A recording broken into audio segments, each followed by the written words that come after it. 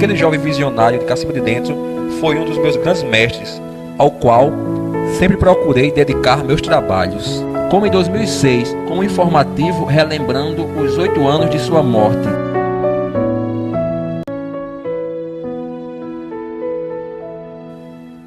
Eu passei a viver literalmente nos fundos da extinta RF Gráfica Editora, na Avenida Visconde de Pelotas, 57, no centro, de propriedade de um acriano de nome Eschen Farra Neto, cujo foi o responsável pela confecção da capa do Versos Cinzentos.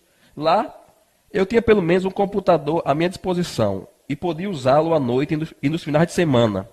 Foi na RF que eu escrevi o texto de apresentação da obra e as últimas poesias para o Versos Cinzentos. Dentre elas, Rio Seco e Fogueira Apagada,